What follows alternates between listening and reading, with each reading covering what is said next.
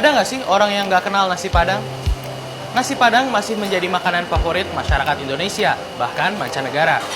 Pada survei yang dilakukan pada tahun 2011 dan 2017, rendang, salah satu ikon masakan Padang, terpilih menjadi makanan terenak di dunia.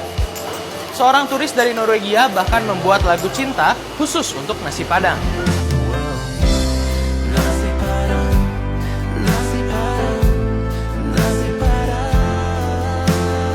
Tapi ternyata ada berbagai hal unik seputar nasi Padang yang barangkali belum diketahui banyak orang.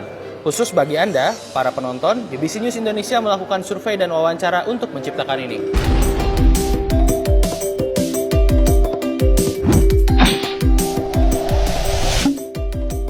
Kenapa namanya nasi Padang? Nasi Padang adalah sebutan untuk masakan khas Minangkabau yang biasanya dijual di tempat-tempat khusus yang dikenal dengan nama Rumah Makan Padang. Dulu, rumah makan yang menjual masakan Minangkabau biasa disebut dengan lapau nasi, kedai nasi, los lambuang, atau karan. Namun, pada akhir tahun 60-an, setelah pemberontakan PRRI Permesta, banyak orang Minangkabau mengganti identitas mereka karena mendapatkan perlakuan yang keras dan cenderung menindas dari pemerintah pusat. Salah satu caranya ialah mengganti nama etnik Minangkabau menjadi Padang. Kenapa rumah makan Padang ada di mana-mana? Sejarawan Minangkabau Gusti Asnan mengatakan bahwa persebaran rumah makan Padang terjadi secara masif pada akhir tahun 60-an dan awal tahun 70-an. Hal ini berkaitan dengan eksodus masyarakat Minangkabau setelah peristiwa PRRI. Waktu itu, hampir semua laki-laki Minang pandai memasak. Jadi, usaha yang paling gampang ya bikin rumah makan. Kenapa semua orang suka nasi Padang? Menurut sejarawan kuliner Fadli Rahman, elemen nasi sebagai makanan pokok dan lauk pauk yang kaya rempah-rempah membuat nasi Padang digemari banyak masyarakat Indonesia. Keberadaan rumah makan Padang yang bisa ditemukan di mana-mana juga menjadikan nasi Padang makanan kolektif masyarakat Indonesia. Benarkah nasi Padang lebih enak di Padang daripada di luar Padang? Ini memang subjektif sih, tapi banyak yang bilang kalau nasi Padang di Padang itu jauh lebih enak. Menurut para pakar kuliner, rahasianya mungkin terletak pada bumbu-bumbu yang digunakan di tanah Minang. Misalnya, rendang yang dibuat dengan kelapa Pariaman akan beda rasanya dengan rendang yang dibuat dengan kelapa dari Pulau Jawa. Begitu pula dengan cabai. Ada cabai alahan panjang, ada cabai bukit tinggi, ada cabai payakumbuh, dan lain sebagainya. Selain itu, proses pengolahan makanan di tanah Minang juga berbeda dengan di perantauan, sehingga cita rasa makanannya juga berbeda.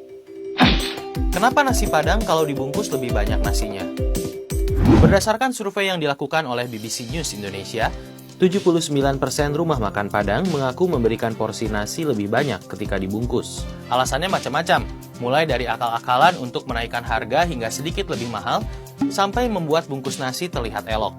Menurut sejarawan Minangkabau Gusti Asnan, tradisi memberi porsi nasi yang lebih banyak merupakan bentuk penghargaan kepada pembeli nasi bungkus, karena telah mengurangi pekerjaan pemilik kedai.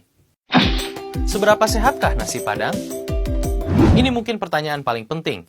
Dengan segala santan dan lemak yang terkandung di dalamnya, sebenarnya sehat nggak sih nasi Padang itu? Menurut Profesor Nur Indrawati Lipoeto, pakar gizi di Universitas Andalas, Padang, kandungan lemak jenuh dalam santan hanya seperempatnya minyak goreng, dan bahwa makanan bersantan biasanya mengandung kalori yang lebih rendah dari goreng-gorengan. Selain itu, masakan Minangkabau juga kaya akan bumbu seperti jahe, kunyit, lengkuas, dan daun serai yang berperan sebagai antioksidan.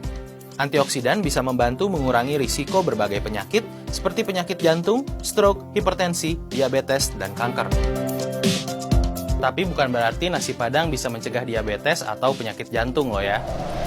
Terakhir, bagi para penggemar nasi Padang, jangan lupa makan juga buah, sayuran, dan tentu saja olahraga, supaya kita bisa makan enak dan tetap sehat.